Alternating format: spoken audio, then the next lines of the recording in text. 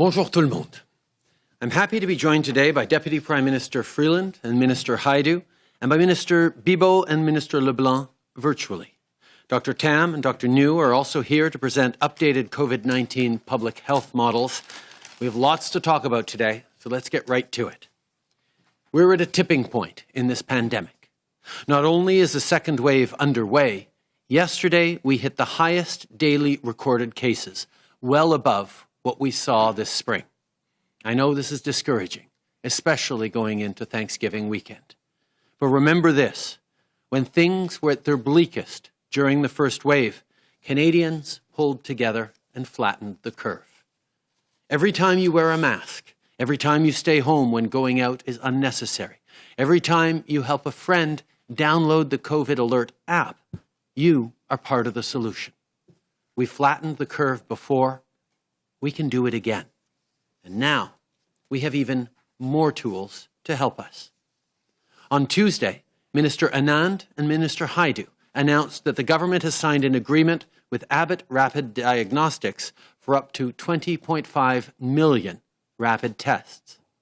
The COVID Alert app is up and running in 8 out of 10 provinces, now including PEI, and has been downloaded more than 4 million times.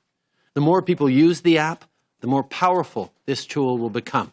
It's another way for each of us to do our part to protect our loved ones, our neighbors, and our fellow Canadians. Les augmentations de nouveaux cas exercent une énorme pression sur les hôpitaux et sur les travailleurs de la santé qui sont de plus en plus débordés. Ensemble, on a réussi à aplatir la courbe au printemps et on est capable de le faire à nouveau. D'autant plus que maintenant, on a encore plus d'outils à notre disposition.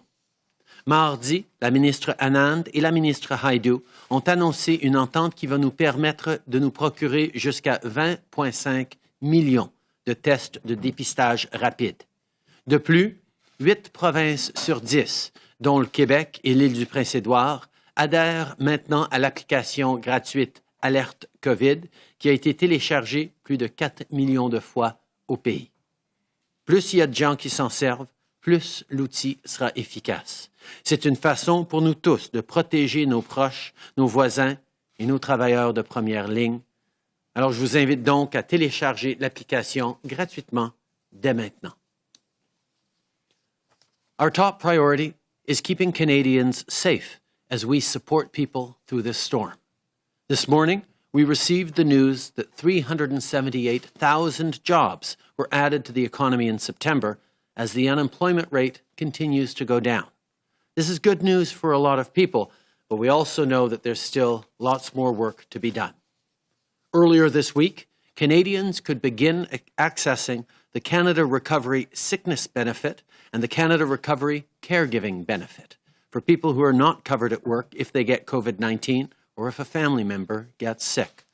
Next week, applications will also open for the Canada Recovery Benefit, which is replacing CERB for those who can't access EI. At the same time, we're also looking at how else we can support businesses, as we outlined in the throne speech. Today, we are announcing new support for Canadian businesses so that they can keep workers on the job and get through the coming months. Deputy Prime Minister Freeland will provide more details, but here's the bottom line. Even if many businesses have now reopened, most are not back to full capacity, while many others are facing the uncertainty of a second wave. Our goal is to support Canadian employers and help businesses bridge to better times. That's why we are updating support for commercial rent and mortgage payments with the new Canada Emergency Rent Subsidy. This will provide support to businesses directly, not through landlords. For businesses who've seen a revenue drop, the new rent subsidy can support up to 65% of eligible expenses and up to 90% for businesses temporarily shut down by a mandatory second wave public health order. At the same time, we are extending the wage subsidy at a rate of up to 65% of eligible wages to December and expanding the Canada Emergency Business Account for those small businesses that need it, including with an additional $10,000 forgivable loan. We'll also work to target financial support directly to businesses that have temporarily shut down as a result of local public health directions. We know this second wave will be even harder for those who get hit. That's why our response needs to be targeted and effective. Small and large businesses create jobs, drive our economy, and make our communities stronger. Our government will continue to do whatever it takes to support them. Comme on l'a mentionné lors du discours du trône, notre gouvernement va continuer de soutenir les entreprises qui vivent des difficultés pendant cette crise. Ce matin, on a appris que 378 000 emplois ont été ajoutés à l'économie en septembre et que le taux de chômage continue à baisser. C'est une bonne nouvelle, mais il reste encore beaucoup de travail à faire. Même si beaucoup d'entreprises sont ouvertes à nouveau, la plupart ne fonctionnent pas encore à plein régime et d'autres s'inquiètent face à l'incertitude engendrée par la deuxième vague. Voilà pourquoi nous ajustons l'aide au loyer commercial en créant la nouvelle subvention d'urgence du Canada pour le loyer. Ce soutien ira directement aux entreprises qui ont perdu des revenus en raison de la crise. La subvention pourra atteindre jusqu'à 65 % des dépenses éligibles et 90 % pour les entreprises qui doivent être fermées temporairement suite à des décisions des autorités locales de la santé publique. Nous prolongeons aussi la subvention salariale, allant jusqu'à 65 % des salaires éligibles jusqu'à décembre, et le compte d'urgence pour les entreprises canadiennes, entre autres, en ajoutant 10 000 $ de prêts à remboursement conditionnel pour des petites entreprises qui en ont besoin. Nous prévoyons du soutien financier ciblé pour venir en aide aux entreprises qui doivent fermer leurs portes temporairement pour combattre les éclosions. Nous savons que la deuxième vague sera encore plus difficile pour ceux qui seront touchés. Notre réponse se doit d'être ciblée et efficace. Pour plusieurs, l'Action de grâce est un moment de partager un bon repas entre famille et amis.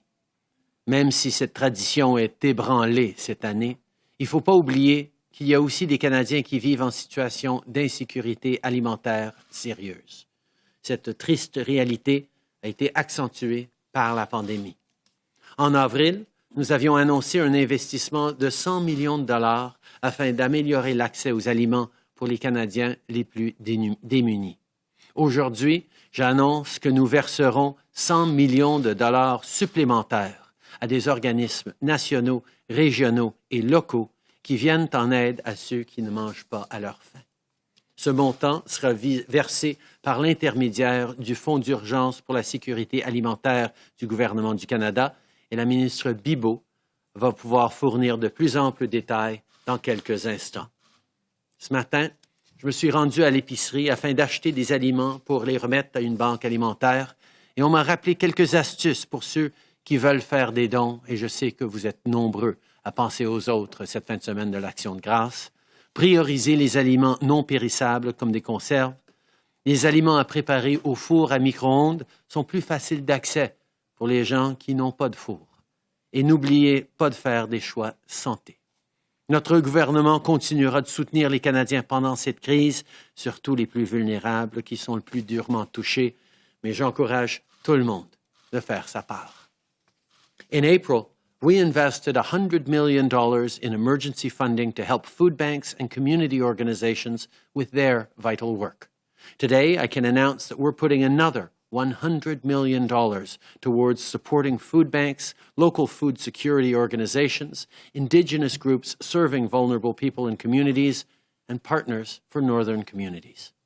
Last night, I had a video call with Food Banks Canada and got to hear from incredible volunteers and staff from right across the country. They do remarkable work supporting vulnerable Canadians every day, and that includes this Thanksgiving weekend. No one should be left behind, regardless of where they live. In July, when we finalized the Safe Restart Agreement, the federal government and the First Ministers recognized that smaller jurisdictions face distinct challenges and circumstances. Today, I can announce that additional top-up funds of over $37 million will be included in the first payments to the territories under this agreement.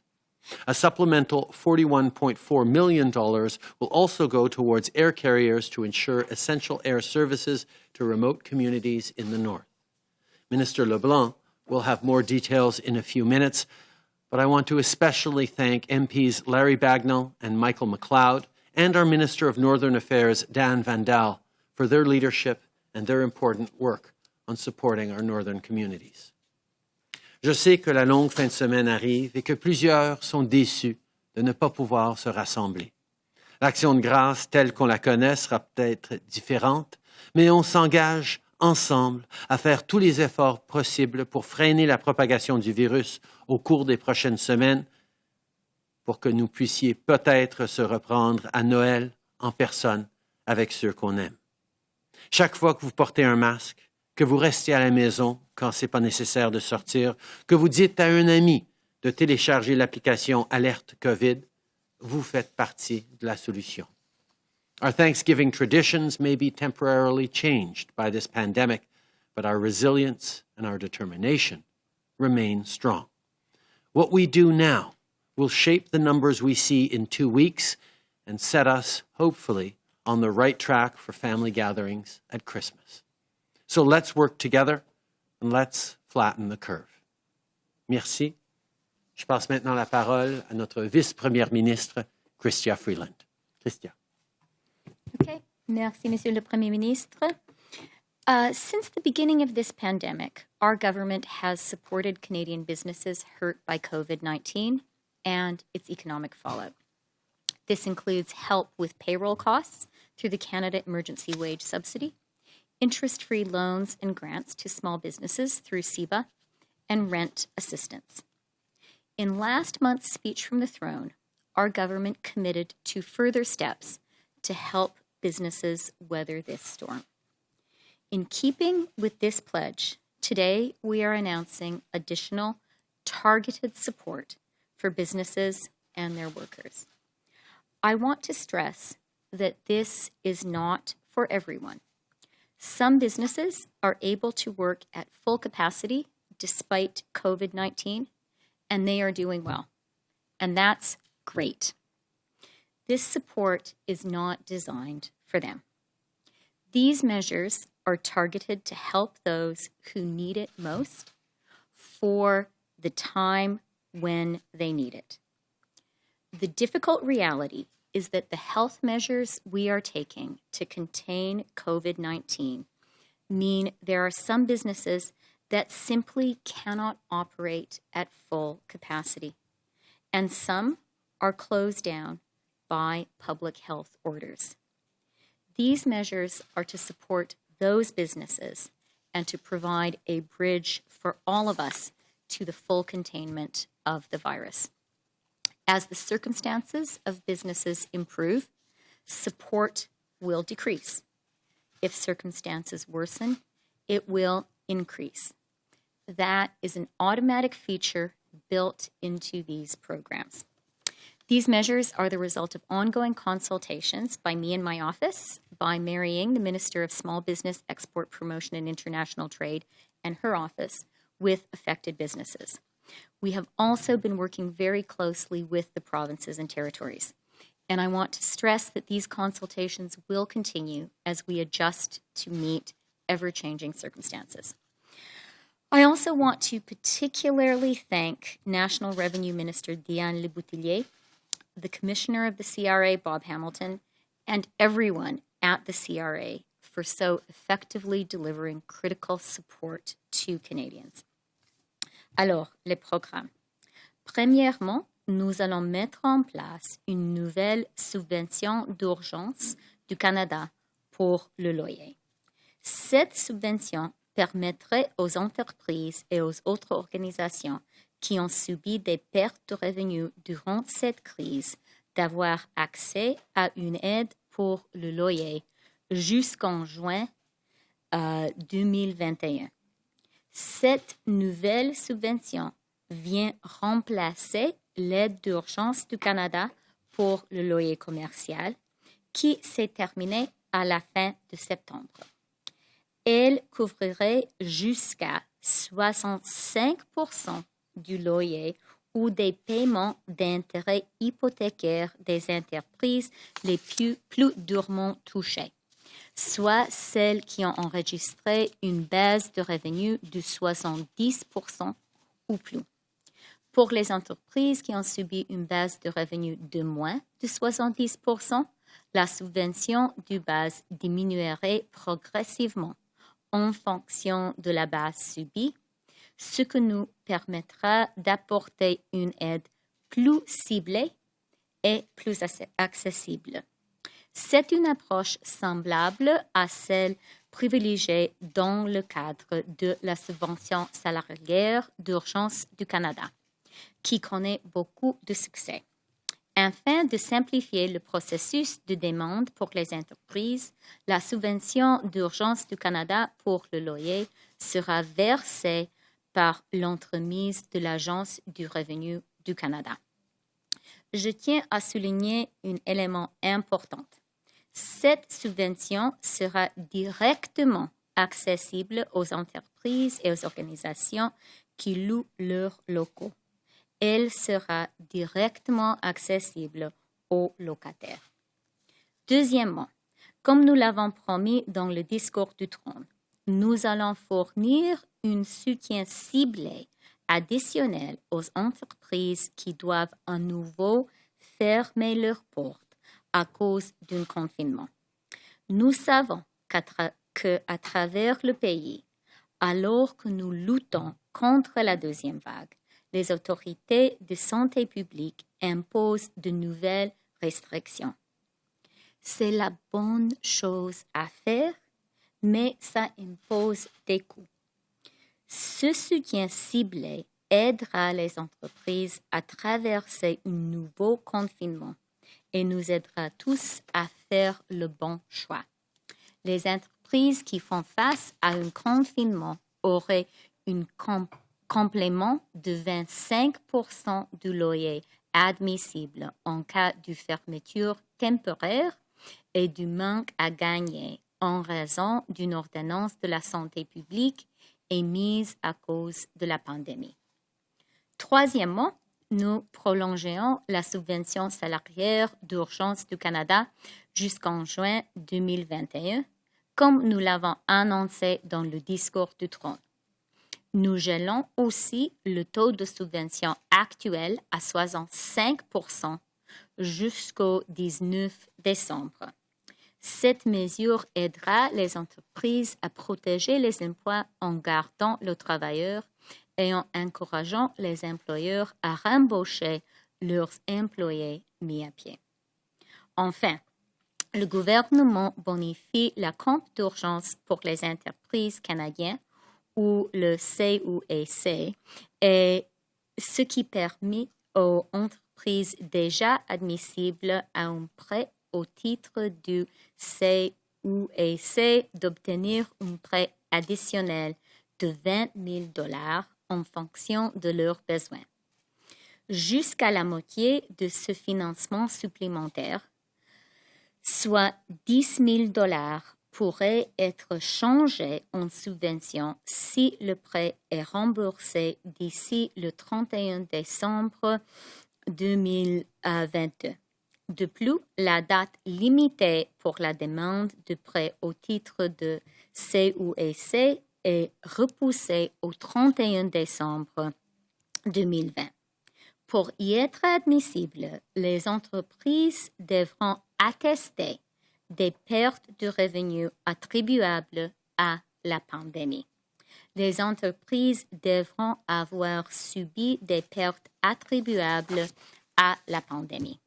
Les détails concernant le moment et la façon d'obtenir ce nouveau financement seront annoncés dans les prochains jours. Je tiens à souligner encore une fois que ceci est un soutien ciblé en fonction des besoins d'entreprise. Elle cible les entreprises qui, pour les raisons indépendantes de leur volonté, ne peuvent pas fonctionner à pleine capacité en raison des mesures de la santé publique qui ont été mises en place pour lutter contre la pandémie. So let me go through the new measures we are announcing today. First, we will introduce a new Canada Emergency Rent Subsidy. This program will provide access to rent support until June 2021 for businesses and other organizations that have lost revenue in this crisis. This new program replaces the Canada Emergency Commercial Rent Assistance Program, which expired at the end of September. The new program will cover up to 65% of rent or mortgage interest payments for the hardest hit businesses with a revenue decline of 70% or more. For businesses that have experienced a decline of revenue of less than 70%, there will be a gradually decreasing level of support in line with the decline in their revenues. This will be a way of delivering more targeted and accessible rent support. The program mirrors the successful Canada Emergency Wage Subsidy and will be delivered by the Canada Revenue Agency to make the application process easier for businesses. I want to stress one element of the plan. This support will be available to businesses and other organizations that rent their premises. This will be available directly to tenants. Second, as promised in the speech from the throne, we will provide additional targeted support to businesses subject to additional lockdown restrictions. We know that across the country, as we fight the second wave of COVID-19, public health officials have been imposing new restrictions. That is the right thing to do, but it imposes costs. This new targeted support will help businesses get through the lockdown and help all of us to do the right thing. The lockdown businesses will get a top-up of 25% of eligible rent in the event of a temporary closing and revenue shortfall due to a mandatory public health order caused by the pandemic. Third, we're extending the Canada Emergency Wage Subsidy until June 2021, as promised in the speech from the throne, and we're freezing the current subsidy rate of 65% of eligible wages until December 19th. This will help businesses keep workers on the payroll and encourage employers to rehire employees who had previously been laid off. And finally, we are expanding the Canada Emergency Business Account, or CEBA, which will enable businesses who have already qualified for a CEBA loan to get an additional loan of $20,000. Of this additional financing, up to half, or $10,000, will be forgivable if repaid by June 31st, 2022. The application deadline for CEBA loans is also being extended to December 31st, 2020. To qualify for this second round of support, businesses will need to attest to losses in revenue due to the pandemic. Details of when and how to access this new funding will be announced in the coming days. Again, I stress that this is targeted support based on need. It is for businesses that, through no fault of their own, cannot operate at full capacity because of public health measures put in place to fight the pandemic. These targeted measures will provide a bridge for our businesses and for all of us to get through to the other side of this pandemic.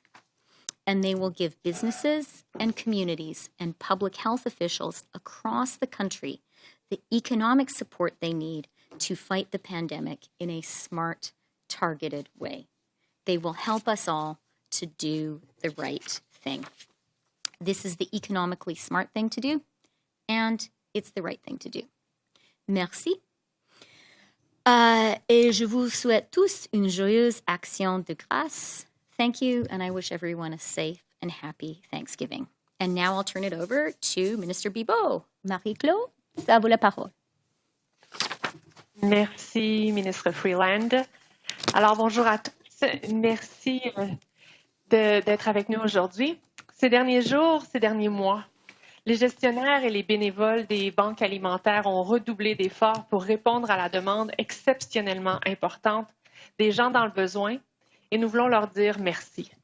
Nous sommes conscients que malgré toutes les aides offertes par notre gouvernement, cette deuxième vague de la COVID-19 prive encore beaucoup de gens de leurs revenus et que nos organisations communautaires doivent continuer à combler les besoins alimentaires de nombreuses familles, d'aînés et de personnes vivant seules partout à travers le pays, incluant dans nos communautés autochtones et nordiques.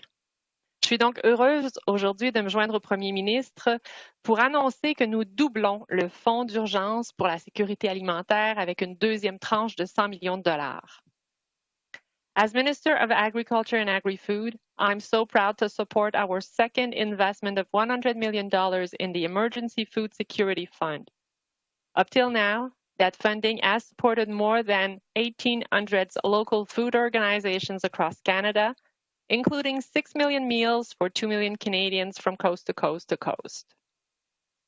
To give you another example, through the Food Surplus Rescue Program, we have distributed over 1.3 million pounds of turkey to the Food Banks Canada network. Throughout the pandemic, food banks and organizations addressing food insecurity have worked tirelessly to help Canadians in need. I would like to thank everyone who has donated to their local food bank, food organizations, and encourage all of those who can to consider giving. For our government, letting local food organizations face the pandemic alone was out of questions. And this is why, in addition to the $200 million, we have invested $50 million to redirect surpluses from the agri-food sector and $25 million in Nutrition North to help promote communities access food. En terminant, je souhaite remercier tous les travailleurs du secteur alimentaire. Je cède maintenant la parole au ministre des Affaires intergouvernementales et président du Conseil privé, Dominic LeBlanc.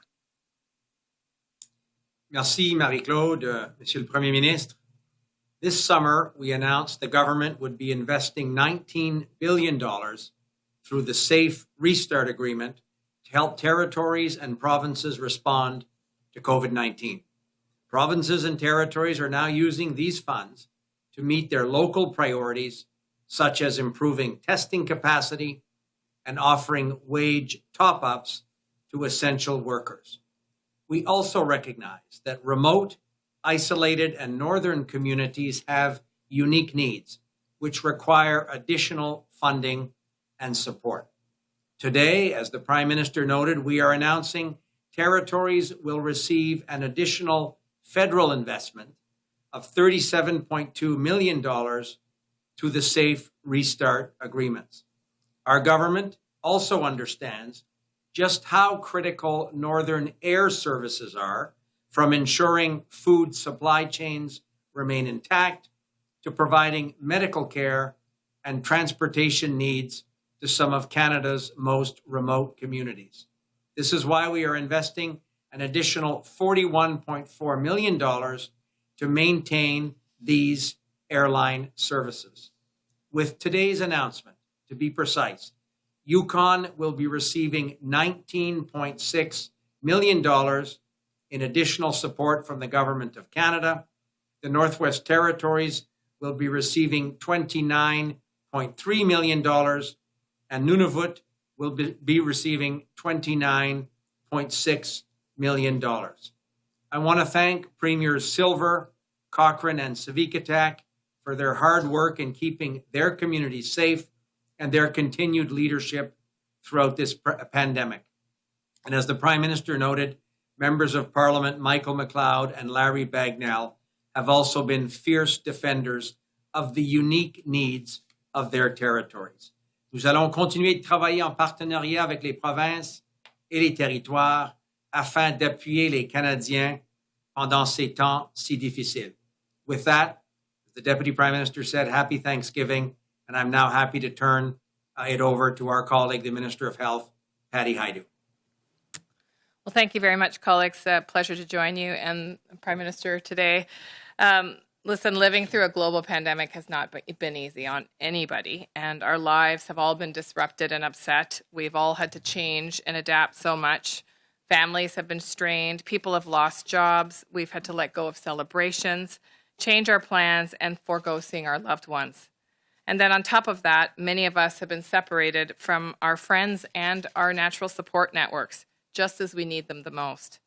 And of course, far too many lives have been lost to COVID-19 here in Canada and indeed around the world. And now, as winter approaches and Thanksgiving is this weekend, we're missing our routines that much more and our loved ones. But we do need to reduce our contacts, because when we reduce our social contacts and stay close to home, keep our gatherings limited to our households, this is indeed an act of love, even if it doesn't feel like it. COVID-19 is a very sneaky virus, but if we all keep our Thanksgiving small this weekend, we can keep it out of our homes and keep people out of intensive care over the next several weeks. Each of us has it in our power to reduce the spread of COVID-19. Demain est la journée mondiale de la santé mentale. On ne peut pas ignorer le fait que les circonstances extraordinaires que nous vivons nous affectent. Cette pandémie a peut-être été la première fois que vous avez eu à vivre avec de l'anxiété, de la peur ou une moins bonne santé mentale. La pandémie a aussi été un obstacle pour accéder aux services de santé mentale. C'est pourquoi nous avons mis sur pied des ressources en ligne. Et la pandémie peut avoir conduit certaines personnes à augmenter leur consommation.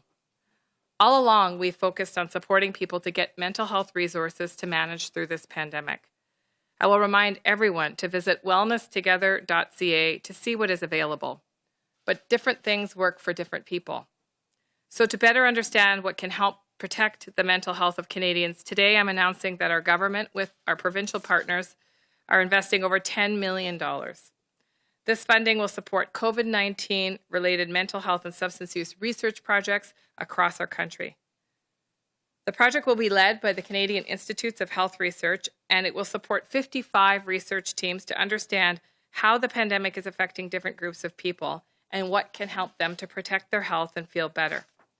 A couple of examples include Dr. Matthew Sloan at the Centre for Mental Health and Addiction, who will test a remote treatment service to help people experiencing alcohol withdrawal.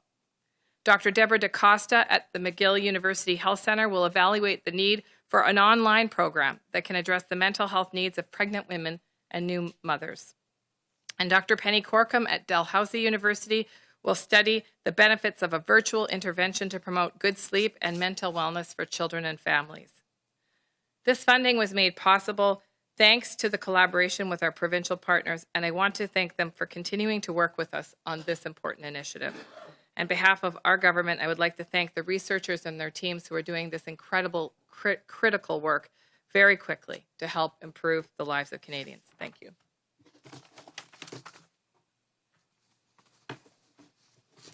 Bonjour tout le monde. So before we provide an update on the national epidemiology and modeling work that informs our ongoing management of COVID-19 in Canada, I'll begin with some of the latest overall numbers. There have been 175,559 cases of COVID-19 reported to date, including 9,557 deaths. Labs across Canada continue to test at a high rate, with an average of over 71,000 people tested daily last week, and 2.5% of these testing positive. Bonjour. Aujourd'hui, nous ferons le point sur l'épidémiologie nationale et les travaux de modélisation qui guident la prise en charge continue de la COVID-19 au Canada. Mais d'abord, je vais commencer par les derniers chiffres généraux. À ce jour, 175 559 cas de COVID-19 ont été signalés au Canada, dont 9 557 décès. Les laboratoires partout au Canada continuent de tester à un taux élevé, avec une moyenne de plus de 71 000 personnes testées quotidiennement la semaine dernière et 2,5% de ces tests positifs. Dans la présentation suivante, nous discuterons du portrait épidémiologique national de COVID-19 au Canada et examinerons de plus près les présentations régionales de la pandémie. Slide 2. The national case count has doubled since our last epidemiology and modeling update on September the 22nd. Yesterday, with over 2,400 new cases reported, we had the highest one-day increase in reported cases since the start of the pandemic. The acceleration of epidemic growth is concerning. The actions of individual Canadians are needed now to reverse this trend. Diapositive 2. Le nombre quotidien de cas à l'échelle nationale a doublé depuis notre dernière mise à jour d'épidémiologie et de la modélisation le 22 septembre. Hier, avec plus de 2400 nouveaux cas signalés, nous avons enregistré la plus forte augmentation journalière d'un jour de cas signalés depuis le début de la pandémie. Cette accélération de la croissance épidémique est préoccupante. Les actions individuelles des Canadiens sont nécessaires maintenant pour inverser cette tendance. Slide 3. As we've said before, these national trends are a composite of the regional epidemics that vary widely across the country. The incidence of COVID-19 is increasing in several provinces, with the most rapid increases occurring in Quebec, Ontario, and Alberta.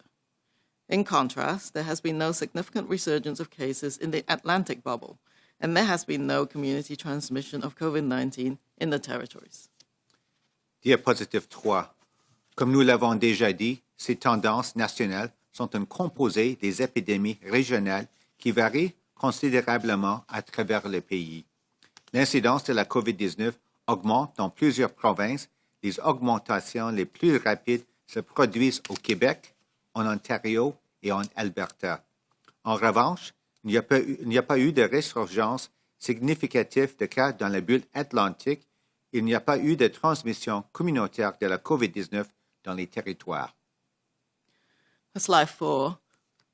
So the time-varying effective reproduction number, or RT, represents how many people are being infected by each new case. When each new case infects less than one person, the epidemic will die out. Canada's RT has been greater than 1 since the end of August, meaning that every 100 cases in Canada is passing the virus to more than 100 others, and so on, with each new generational spread getting a bit larger. So we need to limit our contacts and opportunities for the virus to spread to bring that RT below 1 again. Diapositive 4. Le taux de reproduction effectif variable dans le temps, ou RT, représente le nombre de personnes infectées par chaque nouveau cas. Lorsque chaque nouveau cas infecte moins d'une personne, l'épidémie s'étiendra. Le RT au Canada est supérieur à 1 depuis la fin août, ce qui signifie qu'au Canada, tous les 100 cas transmettent le virus à plus de 100 autres et ainsi de suite, chaque nouvelle génération de propagation étant supérieure à la première. Nous devons limiter nos contacts et les opportunités de propagation du virus pour ramener le RT en dessous de 1. Slide 5. This map shows health regions with the highest incidence rates of COVID-19 over the past 2 weeks in the deeper shades of blue. Relative to our last update on September the 22nd, more health regions are reporting incidence rates of over 50 cases per 100,000 over the past 14 days, including additional northern and rural areas. The number of active cases is also rising in First Nations communities, with a majority of cases in Alberta, Saskatchewan, and Manitoba. Diapositive 5. Cette carte montre les régions socio-sanitaires ayant les taux d'incidence de COVID-19 les plus élevés au cours des 2 dernières semaines dans des tons de bleu plus foncés.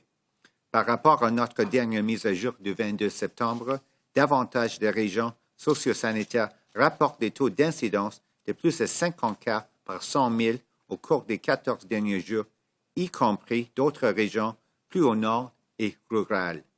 Le nombre de cas actifs augmente également dans les communautés des Premières Nations du pays, avec la majorité des cas en Alberta, Saskatchewan et au Manitoba.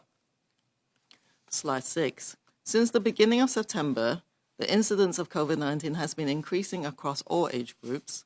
While we have consistently observed the highest incidence of COVID-19 among young adults aged 20 to 39 years, we're now seeing a concerning rise in the incidence among individuals 80 years of age and older, who are at the highest risk of severe and fatal outcomes. Diapositive 6. Depuis le début du mois de septembre, l'incidence de la COVID-19 augmente dans tous les groupes d'âge. Bien que nous ayons constamment observé l'incidence la plus élevée de COVID-19 chez les jeunes adultes âgés de 20 à 39 ans, nous constatons maintenant une augmentation préoccupante de l'incidence chez les personnes de 80 ans et plus qui sont les plus à risque de conséquences graves et de décès. Slide 7. Along with the climbing daily case counts over the past several weeks, an increasing number of outbreaks have been reported in a variety of settings. Although there have been over 250 schools across the country reporting 2 or more cases, only 50 of these clusters involve 5 or more cases, with little indication of transmission happening within the school environment to date. Of concern are the growing number of outbreaks in long-term care facilities. While these involve smaller case numbers than in April and May, we must do everything possible to limit the size and impact of outbreaks in these high-risk settings. At the same time, a larger number of outbreaks are being reported related to private indoor gatherings, which several jurisdictions have noted are contributing significantly to the spread of COVID-19. Diapositive 7. En plus de l'augmentation du nombre de cas quotidiens au cours des dernières semaines, un nombre croissant d'éclosions a été signalé dans divers contextes. Bien que plus de 250 écoles à travers le pays aient rapporté 2 cas ou plus de COVID-19, seulement 50 impliquent 5 cas ou plus, avec peu d'indications de transmission se produisant dans l'environnement scolaire à date. Le nombre croissant d'éclosions dans les établissements de soins de longue durée est plus préoccupant.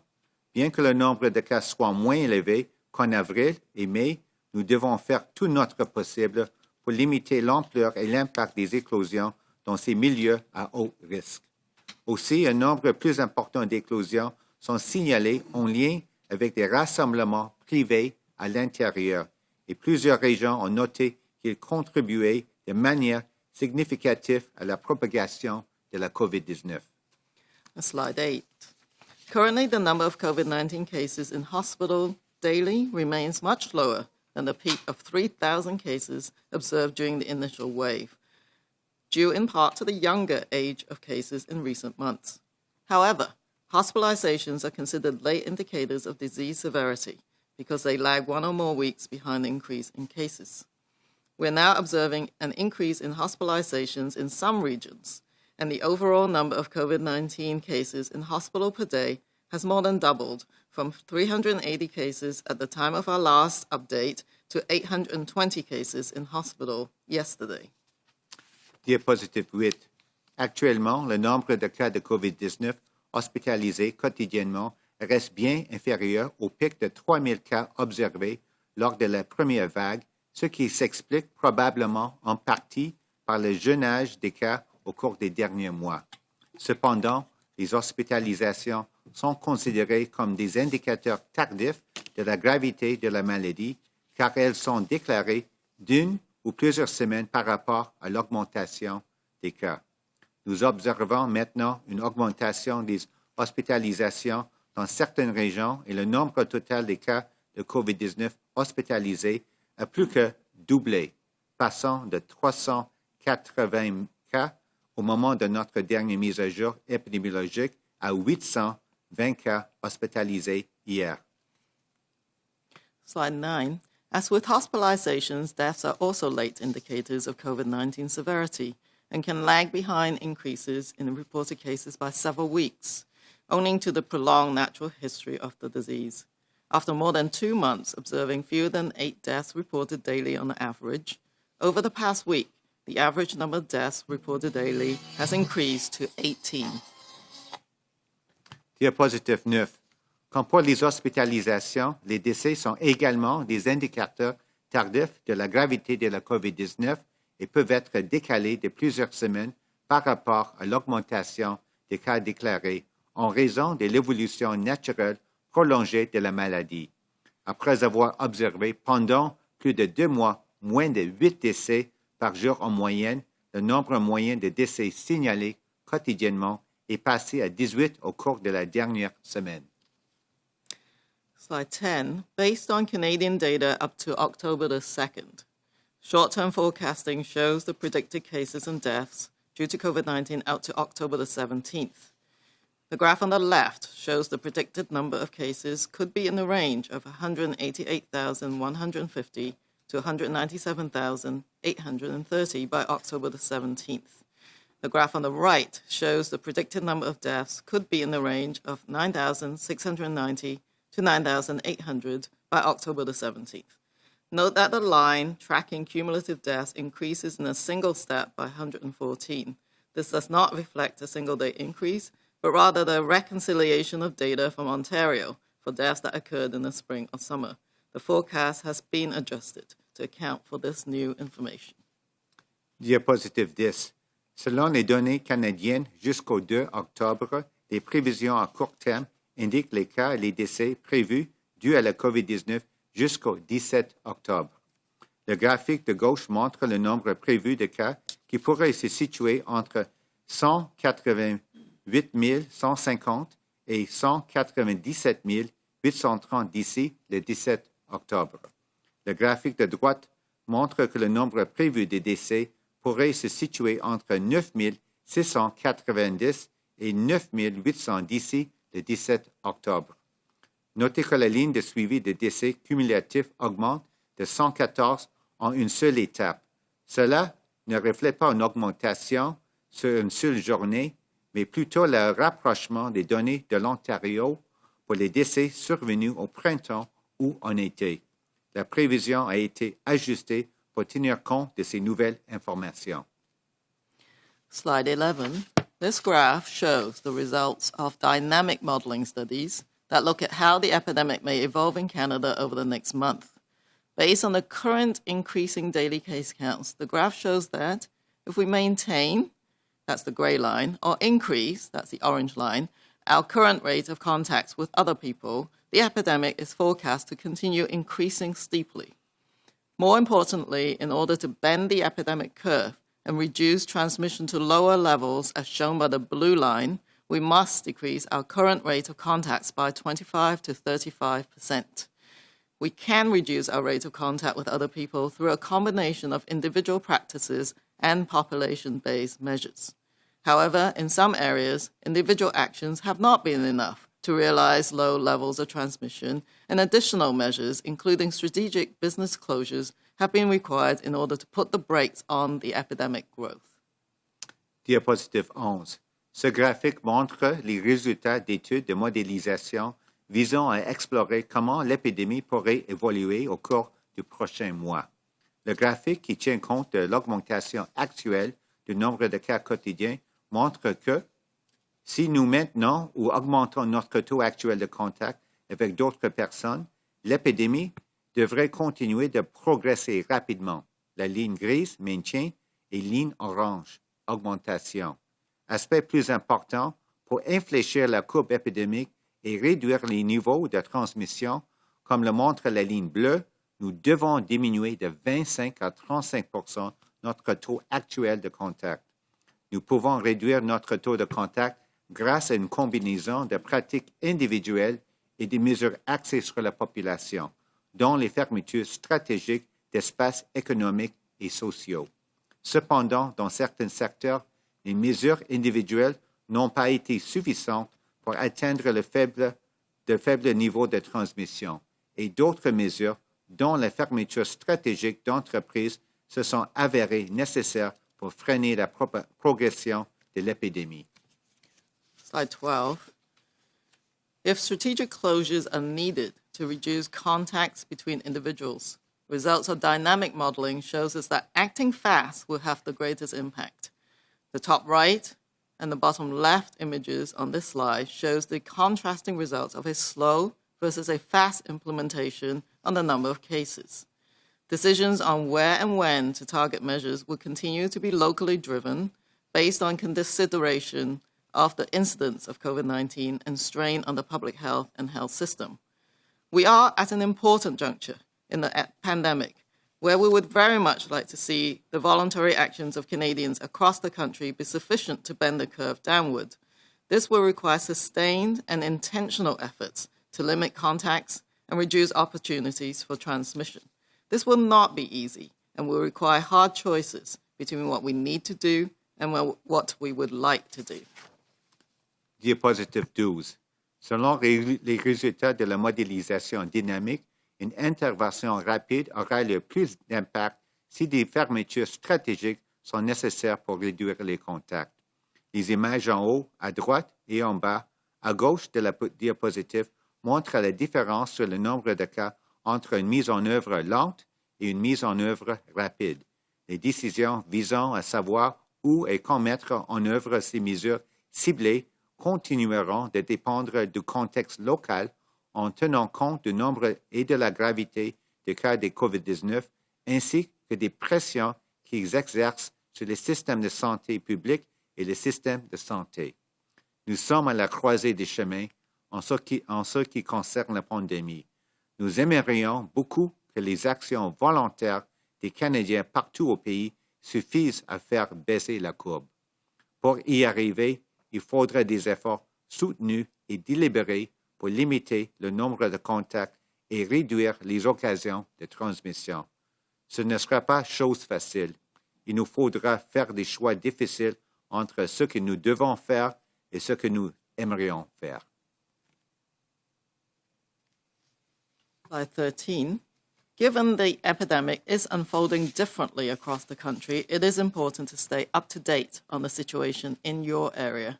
There are a number of tools available to help you stay informed and assess your regional and personal risk. Diapositive 13. Comme l'épidémie évolue différemment d'une région à l'autre du pays, il est important de vous tenir au courant de la situation dans votre région. Il existe plusieurs outils vous permettant de rester informé et d'évaluer votre risque régional et personnel. So, slide 14. We are all faced with unique circumstances this Thanksgiving weekend and into the fall and winter. This is often a time for family gatherings and celebrations inside cozy homes. But our celebrations need to look different this year. Keep it small, keep it safe, and protect your families, friends, and yourselves. The epidemic's trajectory is not inevitable. There is much we can do now to limit the impact of COVID-19 on the lives and livelihoods of Canadians. Let's act together so our actions can reduce the spread of the virus. Let's start today. Thank you. Diapositive 14. Nous serons tous confrontés à des situations particulières pendant la fin de semaine de l'Action de grâce ainsi que cet automne et cet hiver. C'est souvent l'occasion de rassemblements et de réjouissances en famille à l'intérieur des foyers. Nos fêtes devront se dérouler de façon très différente cette année. Ne faites pas de grands rassemblements, restez en sécurité pour vous protéger et protéger votre famille et vos amis. Il est possible de changer la trajectoire de l'épidémie. Il y a bien des choses que nous pouvons faire maintenant pour limiter les répercussions de la COVID-19 sur la vie et les moyens de subsistance des Canadiens. Unissons nos efforts pour réduire la propagation du virus. Commençons dès aujourd'hui. Merci. Thank you, doctors. We'll now turn to the phone for questions. Just as a reminder, as there's a number of different things to talk about today, the Prime Minister will be available for about 20 minutes of questions, and then the ministers and doctors will be available afterwards. We'll start on the phone. One question, one follow-up. Operator. Thank you, merci. First question, Kate Bolingaro, Bloomberg, line open. Good afternoon, Prime Minister. I have a quick question for you regarding what's happening in the U.S. With a right-wing militia plot to kidnap Michigan's Democratic governor foiled, which is a direct state that is directly our neighbor, and increasing polarization across the U.S., should Canadians be worried about the possibility of U.S. election violence? In Canada, we have been very alert to incidences of extremist violence, particularly right-wing violence, for some time now. We're going to keep an eye on the situation and continue to keep Canadians safe. Of course, we're watching events fold in the United States in this election season. And while I won't comment on the election situation, I will continue to emphasize that my job and our job as a government is to continue to stand up for Canadian interests and keep Canadians safe. That's exactly what we'll keep doing. Follow up, Kate? Well, and exactly. Since your role is here in Canada, I'm wondering, have Canadian defense, intelligence, and law enforcement agencies been instructed to take any actions or precautions as a result of this violence? Our security and intelligence agencies continue to monitor things that happen inside our borders and around the world and make decisions designed to keep Canadians safe. We will continue to work closely with our security agencies to ensure that we are doing everything necessary to keep Canadians and our communities safe. Évidemment, nos agences de sécurité et de renseignement travaillent très fort pour garder les Canadiens en sécurité, particulièrement dans les menaces de violence d'extrême droite. Nous allons continuer de surveiller la situation partout dans le monde et nous allons nous assurer de faire tout ce qui est nécessaire pour garder les Canadiens en sécurité. C'est notre priorité numéro 1. Merci. Prochaine question. Operator. Thank you, merci. Next question, Jamie Pashagumskum, APTN. Please go ahead. Hi, Mr. Prime Minister. This question is for you. Please interrupt me if you can't hear me. I have a bad connection sometimes. It's been 21 years since the Marshall decision, and still Mi'kmaq fishermen are being denied their right to fish. Now, there's a new round of negotiations between the Mi'kmaq and the DFO. My question is, why should the Mi'kmaq have any trust in this process when it's been 21 years and they're still being denied the treaty right to fish? So what do you think they need to get resolution? There's no question that 21 years is far too long to wait to see rights that have been recognized come into force. That is why, as a government, we have worked so hard on so many different approaches on reconciliation to make up for time lost by previous governments. This is a situation that is extremely important to resolve peacefully. That's why the Minister of Fisheries and others are engaged in discussions and negotiations on a way forward that will be fair for everyone. But we recognize the rights enshrined in the Marshall decision, the rights of Indigenous peoples, and we will continue to work hard to defend them. Follow-up question, Jamie? Yes, thank you. Now, in a couple of hours, there's going to be a demonstration taking place in front of the Supreme Court building here in Ottawa. They're calling it Indigenous Rage Against Colonialism. It's sort of encompassing all issues, you know, the Mi'kmaq, the Wet'suwet'en, land occupiers in Caledonia, tiny house, and it shows the moose moratorium. Now, if you were down there, what would you tell these people today? That I share their impatience. The world needs to, and Canada needs to move further down the path of reconciliation. We have done much over the past years in terms of closing funding gaps for education, in terms of investing in mental health supports, investing in economic pathways, and resolving treaty differences in terms of eliminating long-term boil water advisories. But there is much more to do, and we will continue to work hand in hand with Indigenous peoples. Not just Indigenous peoples want to see this happen, but non-Indigenous peoples as well want Canada to turn its page on its colonial past, and that's what we're all working very hard on together. Thank you, and we'll take one more question on the phone for now. Operator. Thank you, merci. Prochaine question, Marie-Claude Le Devoir, à vous. Oui, bonjour. En fait, ma question est pour Madame Freeland. Désolée, mais j'étais dans la line-up des questions, donc je vais la poser. Madame Freeland, j'aimerais obtenir des petites précisions sur vos annonces pour l'aide aux entreprises, s'il vous plaît. D'abord, sur la subvention salariale, vous dites que ça va être gelé autour de 65 %. Donc, j'en comprends qu'on n'atteint plus le 75 % du départ. Et vous dites que ce sera ça jusqu'à décembre. Donc, est-ce que par après, le taux va diminuer de façon progressive par mois, comme c'était prévu en vertu du programme tel qu'annoncé cet été? C'est exactement ça. On va geler le programme au niveau qu'on a maintenant. Puis après, ça descend. Et on va et je vais préciser encore une fois, on va geler le programme de subvention salariale au niveau qu'on a maintenant jusqu'au 19 décembre, que sera la fin du période 10. Une suivi? OK, donc j'en comprends qu'après, ça va descendre par mois. Mon autre question, c'est sur le loyer commercial.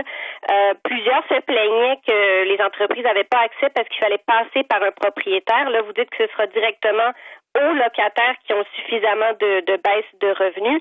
Combien d'entreprises est-ce que votre ministère pense pouvoir aider avec la nouvelle subvention pour le loyer? Et j'aimerais savoir combien est-ce que toutes ces nouvelles aides-là vont coûter selon vos projections? Merci pour la question. C'est difficile jusqu'à maintenant de préciser combien de gens seront aidés par les nouveaux programmes de loyer commercial, surtout parce qu'on a on a beaucoup d'éléments qui dépendent du coronavirus. On a cette aide spécifique qu'on donnera encore 25% pour les entreprises qui sont sujets d'une décision pour la santé publique. Et aussi, comme vous comprenez très bien, l'aide dépendra du niveau des revenus.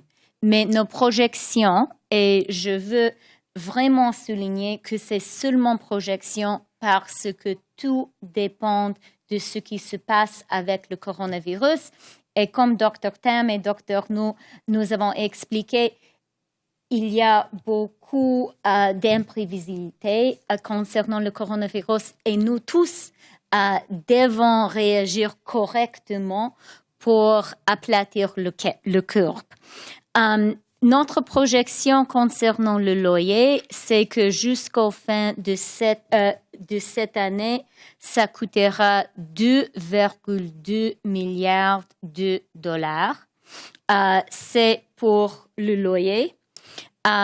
Et je peux répondre concernant les autres programmes si vous voulez. Sure. In terms of projections of the cost of the new rent support program, it is impossible to be precise because the take-up of this program will depend directly on what happens with the coronavirus. And so it will actually depend directly on how well Canadians do in flattening the curve. Having said that, of course, we have made some projections, and our current projection is the new rent support will pay out around $2.2 billion between now and the end of the year. And that is both the overall rent support and the additional targeted 25% top-up, which will go to businesses that are subject to a specific additional public health restriction. Thank you. We'll now go to the room. Mike. Prime Minister Mike Couture from Global National. The slides that we just saw showed how Canada very clearly crushed the curve in the spring by completely shutting down. Dr. Tam even just said that the epidemic growth is concerning at this point in time. So why does your government continue to favor a more surgical approach rather than another shutdown, which clearly worked?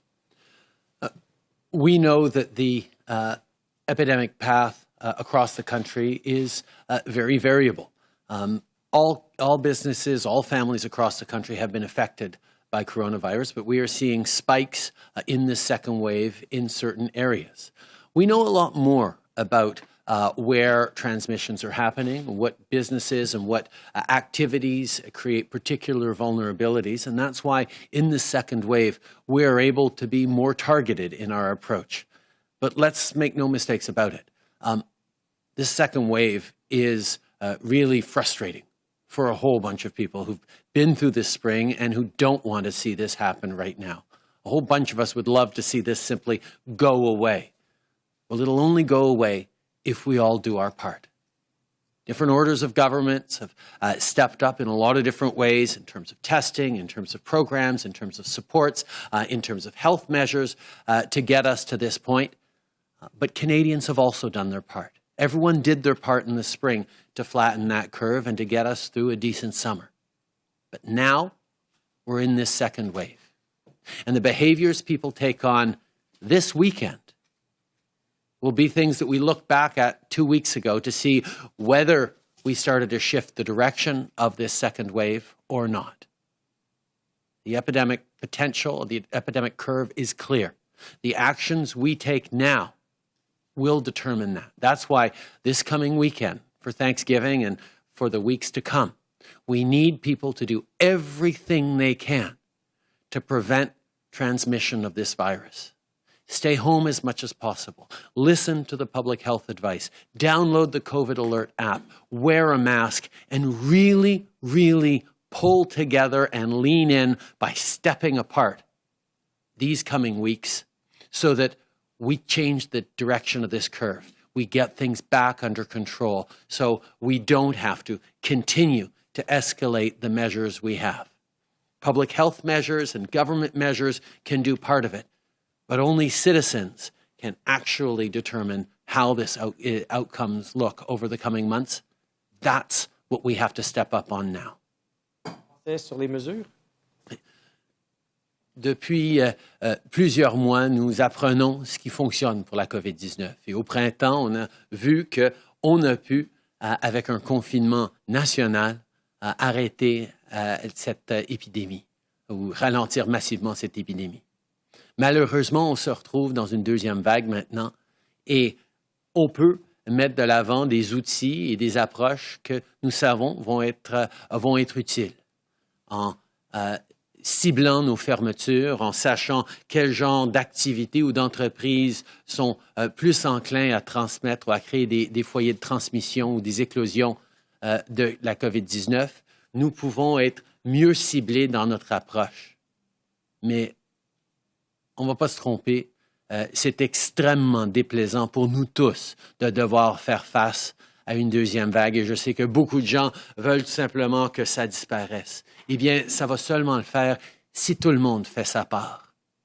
Dans 2 semaines, on va regarder ce qui s'est passé pendant cette fin de semaine de l'Action de grâce et on va pouvoir se dire si oui ou non on a fait les bonnes choses. C'est pour ça que les gens doivent faire attention de limiter leurs contacts pour empêcher plus d'éclosion de la COVID-19. Et on fait ça en gardant nos distances, en restant à la maison le plus possible, en téléchargeant l'application COVID Alert, en faisant les choses que nous savons vont porter fruit dans les semaines à venir. C'est plate qu'il faut le faire encore, mais on doit faire notre part pour passer à travers ensemble. Glenn McGregor, CTV News. Prime Minister, one of Dr. Tam's slides was titled "A Stronger Response is Needed." And my question is, where is it? What is the response from your government other than telling people to download an app and not gather for Thanksgiving? At what point do you say the things that premiers have been doing aren't working, especially here in Ontario? When do you step in? Will you consider using emergency public health measures, the powers you have, to actually manage the response to the epidemic and not just use moral suasion to convince people not to gather? As we've seen across the country, there are places where the epidemic curve has functioned differently than others, where measures that have been put forward have been successful. The Atlantic bubble is an obvious example, but even across the other provinces, we've seen tremendous variances in effectiveness of various measures and in population behaviors. So we will continue to be there to support the premiers, to support governments in the decisions they make in the interests of their local situation. Our responsibility, as we've laid out, is to continue to support Canadians directly. The CERB through the spring, the wage subsidy through the spring, were things that allowed people to do what was necessary to prevent the spread of COVID-19. And as we laid out in the throne speech, we don't want local public health officers to have to make impossible decisions about what they have to do to close down without knowing that there is going to be support for businesses, for Canadians facing a local or regionalized shutdown. That's why the measures we are announcing today are targeted specifically so that people can make the local public health decisions and recommendations necessary to control this epidemic, and know that businesses and families will be supported through these decisions. That's the role of the federal government in this, to support people, to support provinces in the decision-making they're making, to ensure the availability of technologies and supports, to move forward on things like the COVID Alert app, which can and will and is already making a difference in impact around COVID-19. These are the things we will continue to do because these are the things that keep us safe. Of course. Chrystia. So, Prime Minister, if I may just underline one really important point the Prime Minister has made. Something that we have all heard as MPs and as ministers, I'm sure you have heard as reporters, is local businesses really, really concerned about new, more restrictive public health measures being imposed. And we are certainly hearing from the provinces and territories, from municipalities, from public health officials across the country, that many of them feel themselves to be in a really agonizing position of, frankly, knowing what is the right thing to do, but being reluctant to hurt businesses that are already very hard pressed.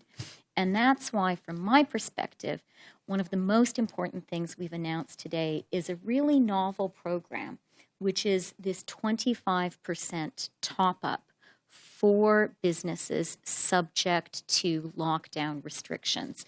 And what we are aiming to do with this program is to provide the support to public health authorities, to local officials, to do the right thing without fearing that by doing so, they will be hollowing out these businesses that are so important in their communities. So that's a really concrete action that we are taking. And I think we all really hope that with these measures in place, with this safety net in place, public health officials and, local authorities will be really empowered to do the right thing. Bonjour, Christian Noël de Radio-Canada. C'est une question pour M. Trudeau et Mme Freeland, s'il vous plaît. Au printemps, on avait l'impression que l'argent sortait et qu'on n'avait pas le temps de compter. Là, à l'automne, on entend beaucoup de mesures ciblées, répondre aux besoins. On parle de remboursement. Pourtant, la deuxième vague a l'air d'être plus grave que la première. Alors, pourquoi limiter les dépenses alors que les besoins semblent plus grands? On est en train de limiter les dépenses pour mieux cibler cette réalité de la deuxième vague. On a pu et on espère pouvoir éviter d'avoir un reconfinement national. On est en train de voir qu'est-ce qu'on peut faire pour limiter les éclosions dans certaines étendues géographiques. Et ce qu'on est en train de cibler, ce n'est pas en train de réduire l'argent qui va aller à ces entreprises, comme la ministre a dit, cette aide directe aux entreprises qui subissent des ordres de confinement ou de fermeture est à 90%. C'est une aide extrêmement généreuse, mais ce qu'on espère et ce qu'on a vu un peu à travers le monde dans cette deuxième vague, c'est que de bien cibler les mesures, c'est mieux que juste de faire un reconfinement général. C'est moins douloureux pour l'économie, c'est moins pénible pour les citoyens de prendre ce qu'on a appris de la première vague, ce que le monde a appris pour mieux appliquer une façon de vivre avec la COVID et de réduire les éclosions en même temps. C'est exactement ce que ça prenait. Les provinces sont en train de faire leur job en regardant ce qu'il faut faire à chaque étape. Nous, notre job, c'est de s'assurer qu'on est là pour appuyer les Canadiens, les petites entreprises, les communautés affectées par ces décisions médicales et de santé publique nécessaires. Hi, Prime Minister. Oh, sorry. Go ahead. Le Premier ministre a répondu parfaitement. Je n'ai rien à ajouter. Sorry about that. Hi, Prime Minister. Tom Perry from CBC. My question is actually for you and for the Deputy Prime Minister. On the rent relief program you're announcing today, you're going to be giving support directly to businesses now, whereas before the money was going to landlords. In making this change, are you acknowledging that that first plan was flawed?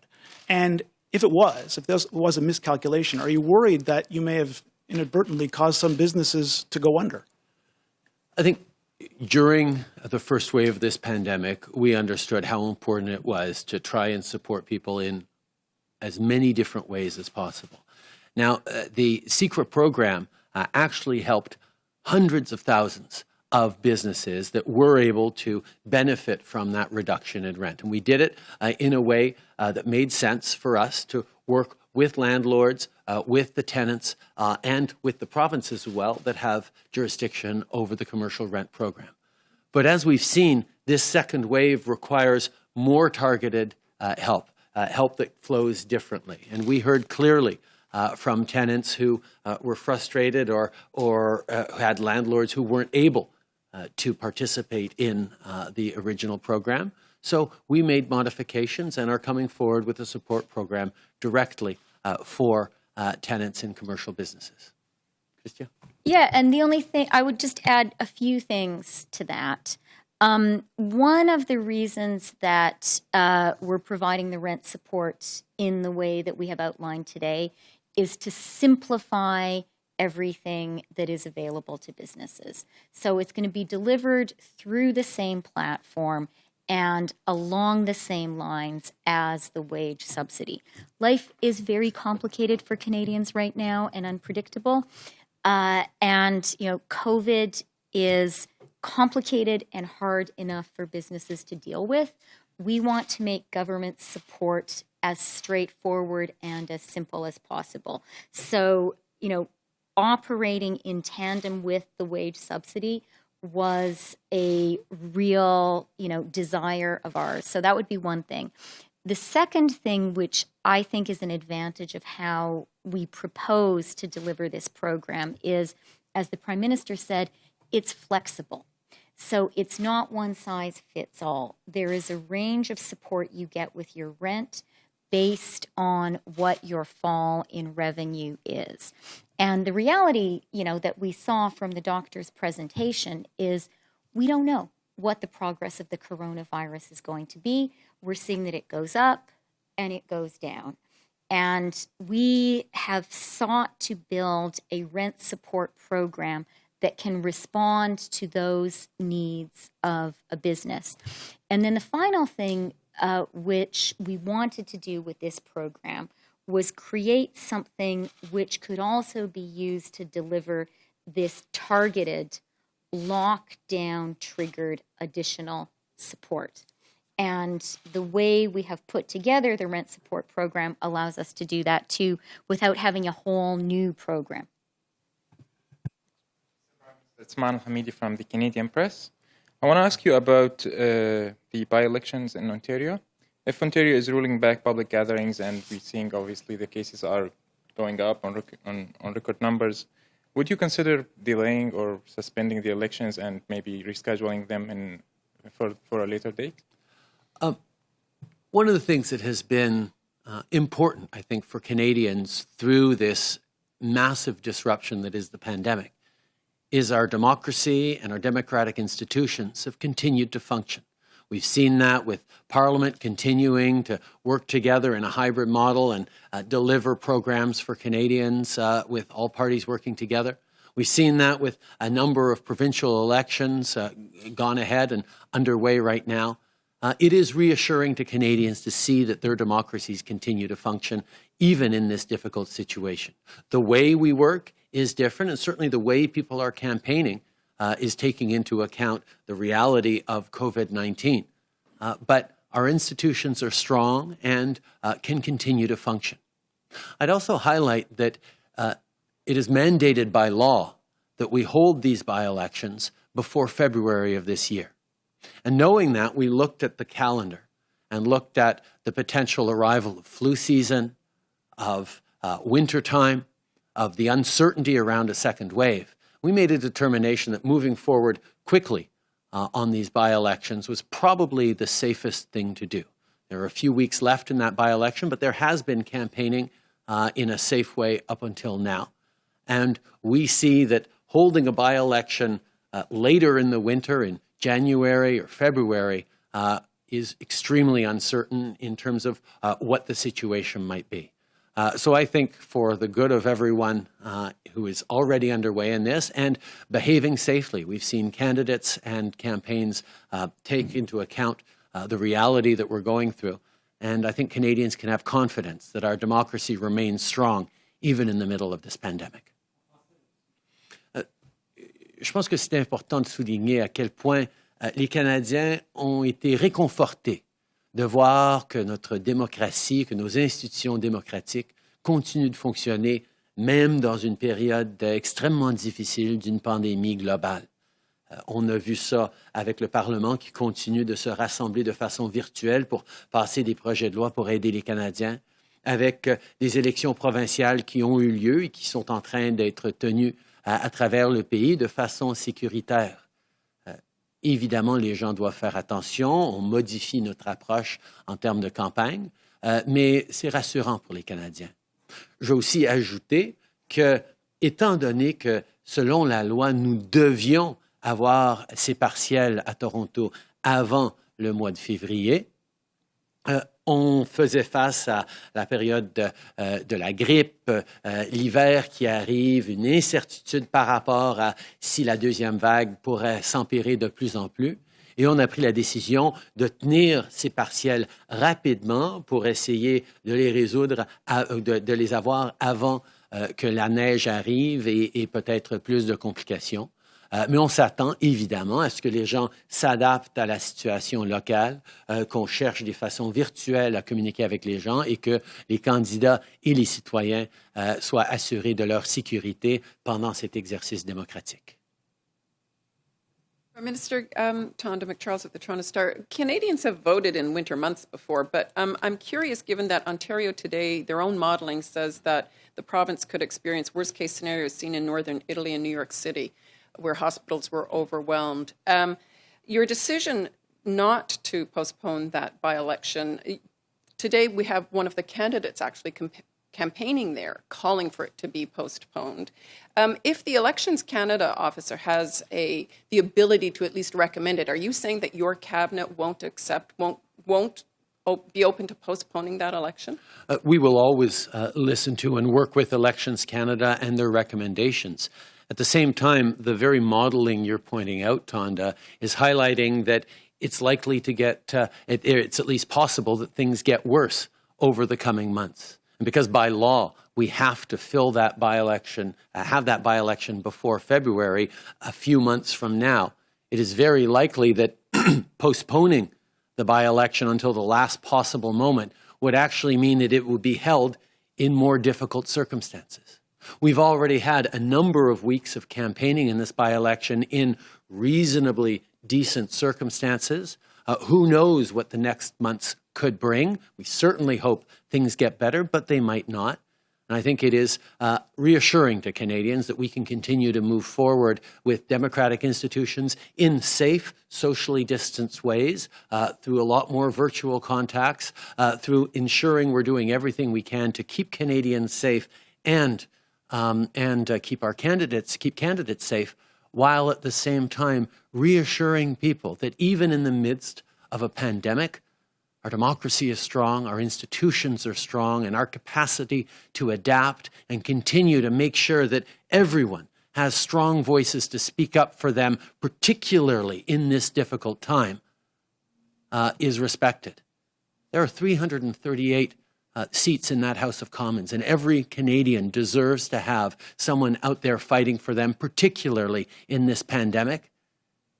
And the people of Toronto Centre and York Centre certainly deserve to have their voice on the floor of the House of Commons in the coming months as we make difficult decisions to support Canadians through this difficult pandemic. Thank you, Prime Minister. Prime Minister and Dr. Tam will now excuse themselves, but the ministers and Dr. Njoo will be available for a few more questions. So just if we take a moment, and then we'll go back to the phone.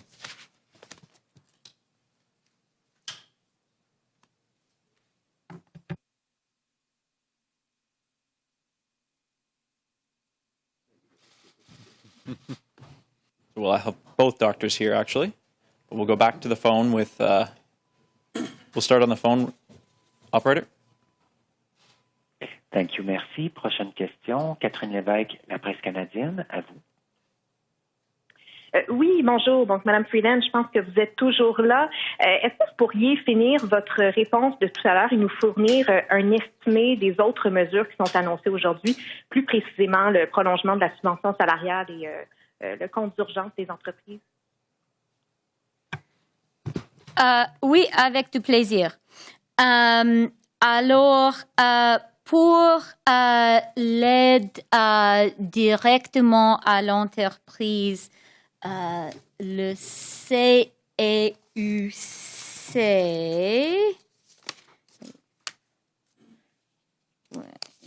je m'excuse, oui, le CEUC, le compte d'urgence pour les entreprises canadiennes.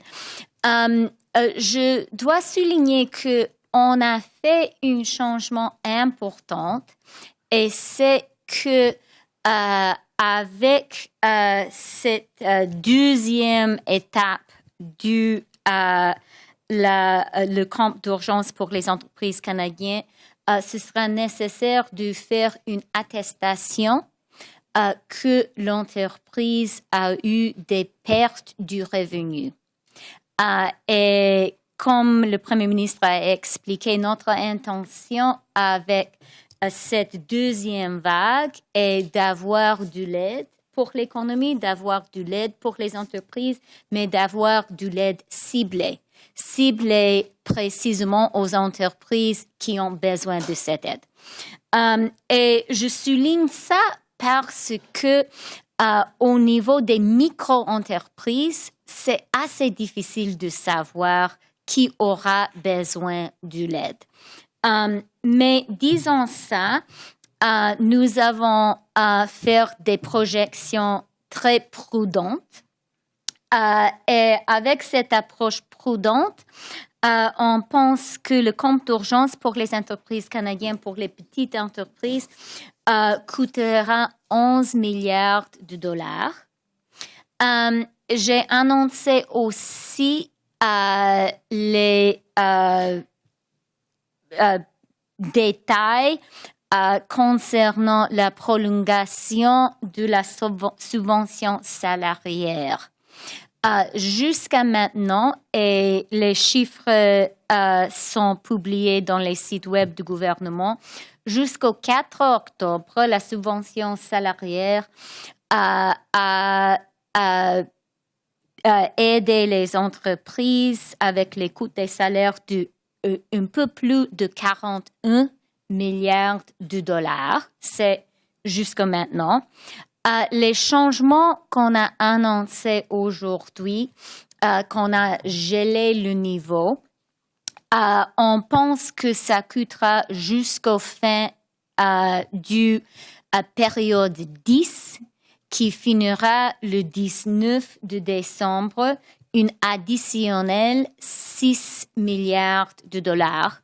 Mais je veux encore une fois souligner que ça dépend beaucoup de ce qui se passera avec le coronavirus et à cause du coronavirus avec l'économie.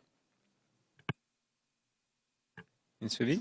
Donc, est-ce que vous avez des estimations, en fait, pour la subvention salariale jusqu'au mois de juin également? Et j'avais aussi une question pour les docteurs, Dr. Tam ou Dr. Njoo, sur la modélisation. Donc, à la page 11, on voit qu'il y a il y a plusieurs courbes. Là. Les courbes orange et grises sont presque identiques. Donc, je me demandais, est-ce que vous pouvez quantifier la différence qu'il y a entre l'augmentation de cas si on garde le même nombre de contacts et cette autre augmentation si on augmente le nombre de contacts? On parle de combien de cas supplémentaires? Merci.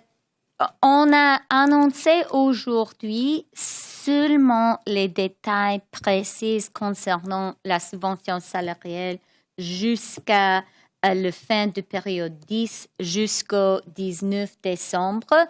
Alors, je vais faire des projections financières seulement jusqu'à ce moment parce qu'on n'a pas encore annoncé qu'est-ce qu'on va faire exactement avec les périodes de la subvention salariale jusque l'été. On a dit seulement, et je suis très heureuse de confirmer que la subvention salariale va continuer jusque l'été, mais ce n'est pas le moment pour décider, pour l'annoncer à quel niveau. Et c'est Dr. Njoo pour l'autre question. C'est vraiment un peu subtil sur le diapositive 11. La ligne rouge et aussi gris. C'est tous les deux, c'est pas une bonne situation. C'est vraiment les pentes ascendantes, vraiment à pic. Et ce qu'on veut vraiment maintenant, c'est vraiment la ligne bleue. Il faut vraiment diminuer, comme dit, le nombre de contacts par 25 jusqu'à 35% pour vraiment avoir une différence dans quelques semaines. C'est vraiment, je pense, je peux même dire que c'est une crise. On est vraiment à une croisée des chemins. Et c'est vraiment le message clé, c'est pour tout le monde. Il faut peut-être seulement garder contact avec les membres de votre ménage, pas votre famille, parce que c'est sûr que les membres d'une famille peuvent demeurer dans plusieurs maisons. Par exemple, je donne un exemple personnel. Mon fils, l'aîné, il habite à Montréal. Avec ce qui se passe à Montréal, au Québec, avec la zone rouge, et ici même à Ottawa, c'est facile à prendre une décision. Il a déjà lui et sa blonde, ils ont acheté leur billet pour le train pour nous visiter parce que c'est normalement une grande occasion pour un rassemblement familial, mais non, pas cette année. C'est comme ça. Il faut vraiment souligner le point pour tous les Canadiens et Canadiennes dans les régions du pays où il y a vraiment une grande recrudescence des cas. I understand you can't make some projections because of how much take-up you don't know yet might happen, but roughly you must have some projections about what you have, what you're looking at based on the experience we've seen to date. I didn't quite get the totals you were talking about, so if you could repeat that, and given your earlier comments about how now it's time for the public health authorities to do the right thing, knowing that they won't threaten businesses if they have to close them. Do you feel that the time it took to roll these out did actually result in or fuel or lead to the resurgence we're seeing? Okay, so yes, I do think it's important to emphasize that because of the way these programs are designed, the ultimate amount of money that will be devoted to the support of businesses is very hard to know precisely because it's going to depend on what happens with the economy. And a way to think about it is what we are creating in terms of business support is some automatic stabilizers that are quite similar to the way that employment insurance works. And so it's really going to depend on what happens with the economy, which depends on what happens with coronavirus. But I think that it is entirely correct for people to know that we have projected and have some idea of how much the different programs will cost. And let me go through that again. So on the rent support measures, and that includes the support for, this additional 25% top up for businesses that are subject to specific lockdown restrictions. We are forecasting that will cost around $2.2 billion between now and the end of the year. And this might be a good moment to emphasize that what we would like to do with this program is make it retroactive to September 27th, which was the beginning of the current wage subsidy period. I think that's important for businesses and for governments and public health authorities across the country to appreciate. So that's the rent support. On this top up of the CEBA, the small business loan, our projection is that additional top up will be $11 billion. And I would say it's important for people to know that there is some degree of uncertainty because we are adding an attestation where businesses will need to attest that they have suffered revenue loss because of the pandemic.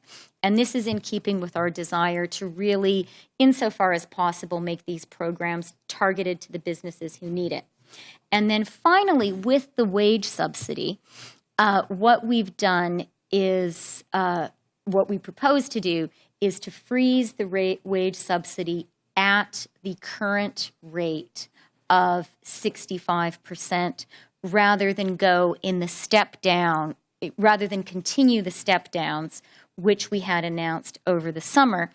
And this is very consistent with our announcement in the throne speech that the wage subsidy is going to last until the summer, and also consistent with the fact that we are in a second wave. Our projection is that this freezing of the wage subsidy will add an additional $6 billion to the cost of the wage subsidy up until December 19th, which is the end of period 10.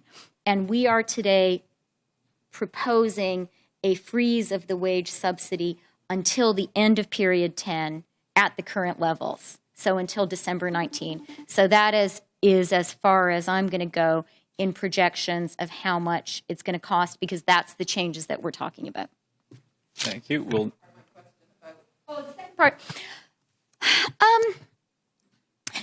You know, Tonda, I am really glad that we are able today to announce the details of a really novel approach.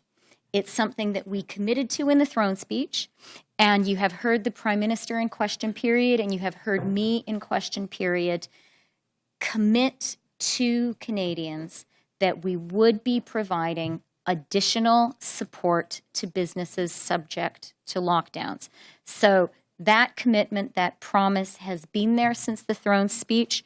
We have underscored it, recommitted to it publicly a number of times. And in our own private conversations with leaders across the country, we have been clear that that support would be there. It's an entirely new approach, and it's something that hasn't been done before.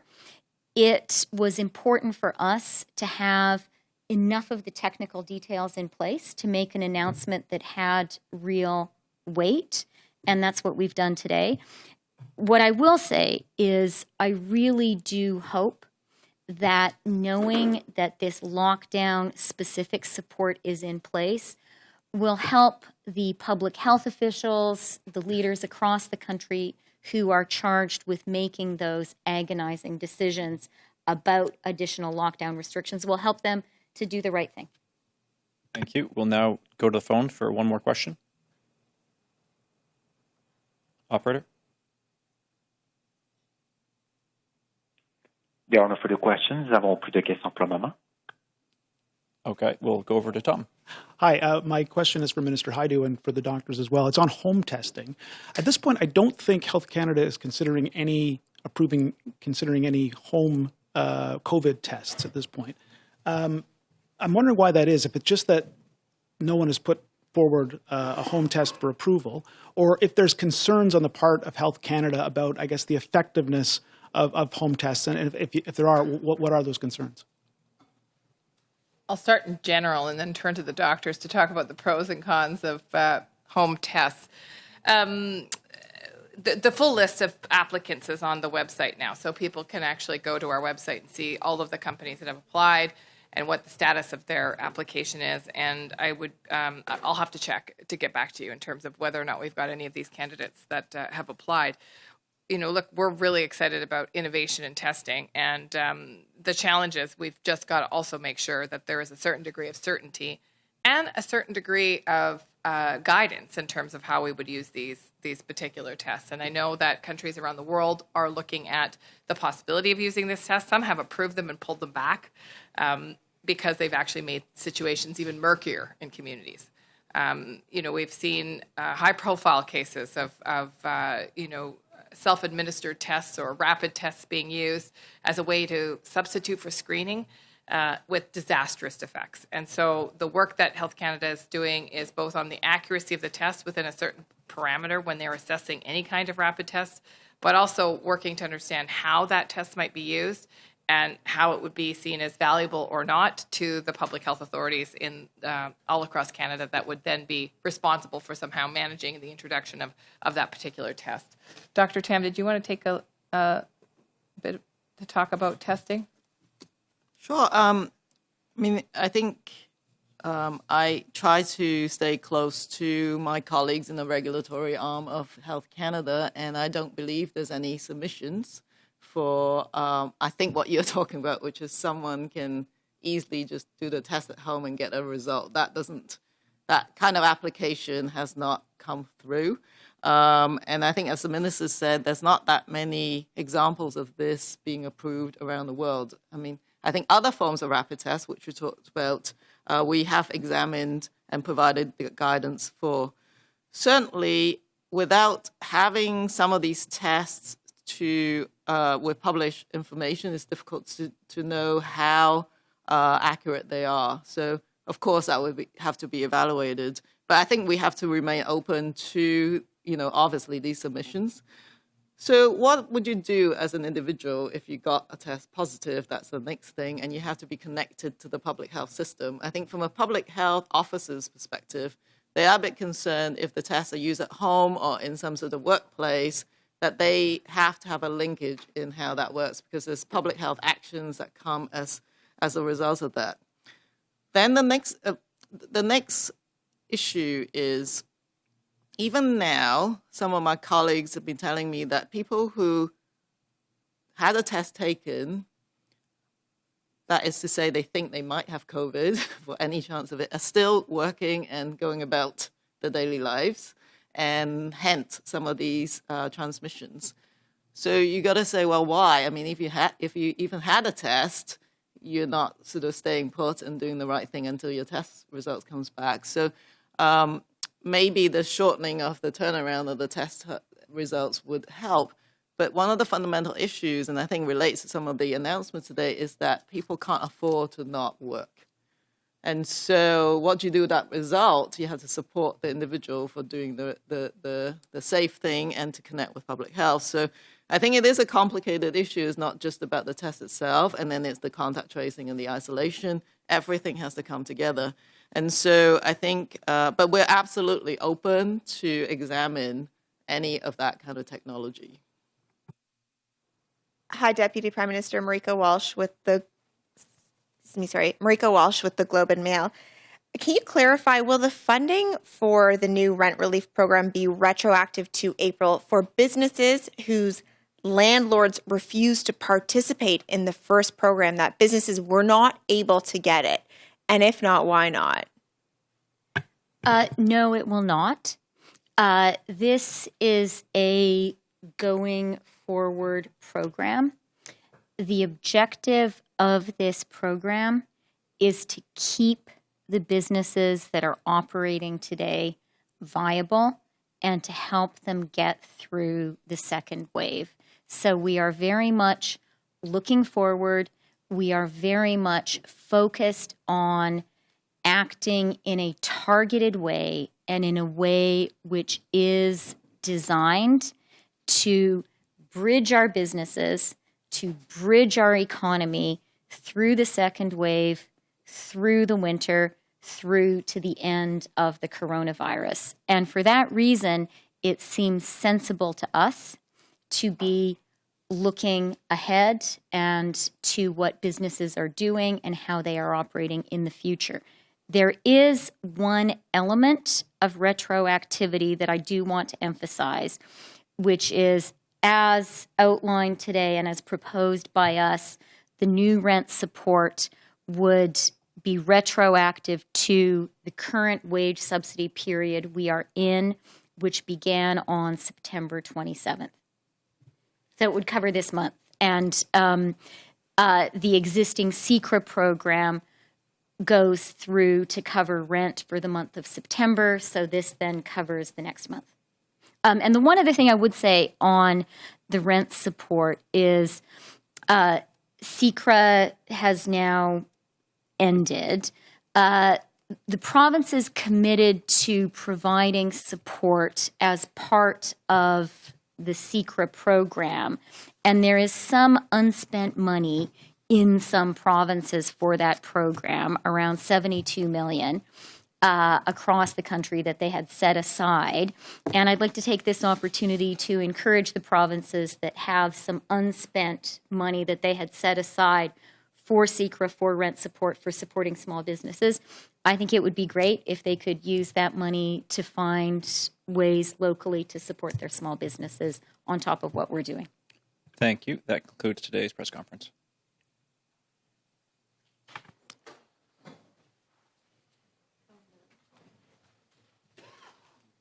Minister Freeland, does it require legislation to do this now, or is it? That's actually a good question, which I would like to answer. I was surprised no one asked about it.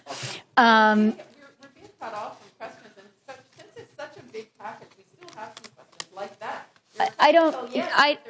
Tonda, I am very happy to answer a few more questions, if that's okay. Do you guys permit me? Tam as well? I can't speak for Dr. Tam. She is a very busy doctor. So maybe Tonda quite rightly said we've unrolled some big economic measures. I'm happy to answer a few more questions about them.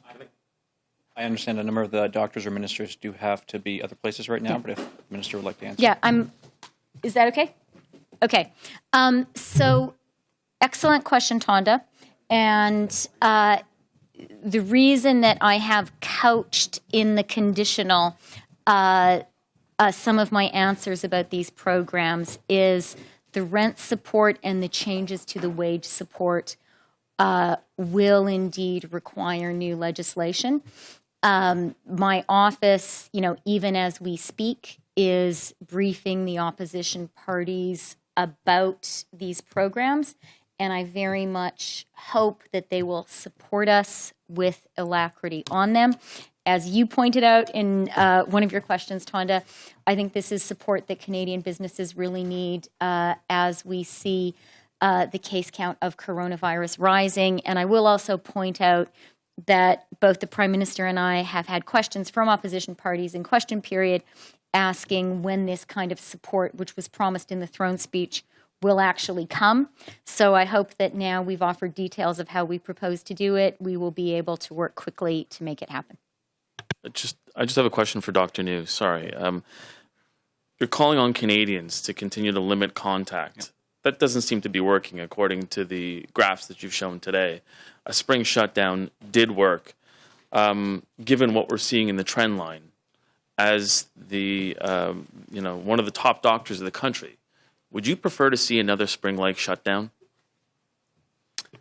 I think the easy answer to that is that I don't think it's as easy as saying that there could be or should be a lockdown across the country. As the Prime Minister himself stated, there's vast differences between different parts of the country in terms of their actual situation on the ground, in terms of the epidemiology. And even in the province of Ontario, I understand that the province of Ontario will be announcing specific measures because there are hotspots. I think Ottawa, City of Toronto, Peel Region, York Region have been identified hotspots. And I think based on what we've learned from the science and how the virus is transmitted and so on, I think a more targeted approach at a regional level is the way to go.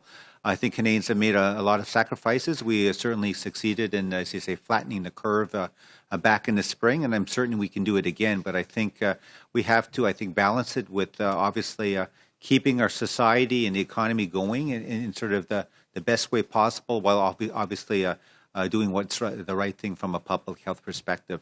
It's simple at the end of the day. It's really the number of contacts that matters, and the type of contact.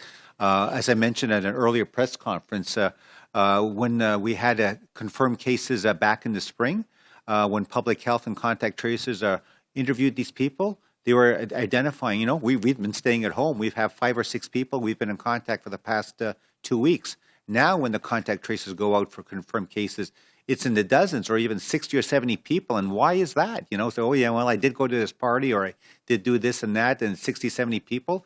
And that's overwhelming for public health. So I think it really comes down at the end of the day to individual Canadians. Think really about if you were to be contacted about public health, would you be embarrassed to try and think back and how many people you've been in contact with for the past two weeks? Leave it at that. Yeah, well, thank you. So another question for you, Doctor. So for the uptake in deaths in the last week compared to the previous weeks, like the coronavirus deaths related to COVID-19, I mean, I want to ask you about the demographics of those who died because of the virus. Are these demographics different than the deaths we recorded in the first wave? Because mainly 80% of this during the first wave were in long-term care facilities. So do you see any difference? Is this an indicator of change in the severity or the nature of the pandemic? Well, what I could say is that certainly we're well aware of what happened in the spring. The vast majority of deaths occurred in the elderly, and they're also linked to long-term care homes. I think what we're seeing now, and it's a bit worrisome, is that there are outbreaks happening in long-term care facilities, not to the same degree, which hopefully is a credit to the good practices put in place, but there are outbreaks happening in long-term residences and in long-term care facilities, and that's something we're obviously keeping an eye on. In terms of the actual sort of death rate, it's slowly, I guess, creeping up, you might say. Unfortunately, it's creeping up, and the majority of cases, obviously, because we know of the risk factors, is still among the elderly. Young people, by and large, do not suffer the same degree of severe consequences compared to the older age groups. Hi, Deputy Prime Minister, thank you for sticking around. I know it's been long.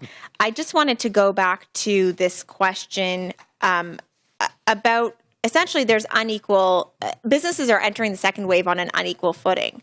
Some of them, through their landlords, were able to benefit from the previous version of the rent relief program. And so they are in a better position now than entering this wave than the businesses who, through no fault of their own, were not able to benefit. So when you're speaking to them, how do you explain to them not making this retroactive to April, given the changes that you're now unrolling? I think, Marika, if I may, the important thing from my perspective is to think about how do we best support the Canadian economy, Canadian workers, Canadian businesses in this unprecedented time of a global pandemic with resources that ultimately are limited. And in order to do that, what we always strive to do is to think about who needs the support now and what support will achieve three important goals. And those goals are, first of all, to help us all do the right thing when it comes to public health. I can't emphasize too much my own view that the right economic policy in the fight against coronavirus is the right health policy. We are not going to have a full economic rebound until we have conquered the coronavirus. And so we are making economic policy always with the thought in mind of how do we create the right incentives for people to do the right thing. That's why sick leave has been so important. And that's why this top-up for businesses subject to a lockdown is so important. It's about creating the circumstances that don't force us to choose between doing the right thing for our health and putting food on the table or having, our small business that we've worked for all our life shut down. So that, I would say, is objective number one. Objective number two is, insofar as possible, to prevent scarring of our economy. We've been thinking a lot and talking a lot with business people and with economists about the lessons of the 2008-2009 recession. And if you look back to that time, one of the things you find is there was considerable scarring during the recession, bankruptcies, businesses closing down. And that makes it harder for the economy to rebound when conditions get better. So even once the circumstances improve, if you've had a lot of scarring, the businesses aren't there to take advantage of the improved underlying economic circumstances. And so what we're trying to do, and what we will continue to try to do, is, insofar as possible, try to prevent that kind of scarring, so that when we have the coronavirus under control, and I do believe, Dr. Njoo, there is light at the end of the tunnel, when we have it under control, our economy, our businesses are not devastated, are not scarred, and are in a position to come roaring back. And that's why I really think our policies overall need to have a strong forward-looking bias. We need to be thinking about which are the businesses today that, notwithstanding the tremendous difficulties that the coronavirus has imposed on all of us, which are the businesses that today are still functioning, are still operating. And the resources we have, which ultimately are limited, I want to focus, insofar as possible, on giving those vulnerable but viable businesses a real bridge to the future. And it seems to me just common sense that the way you do that is focus on providing them support which is going to their operations today and in future months.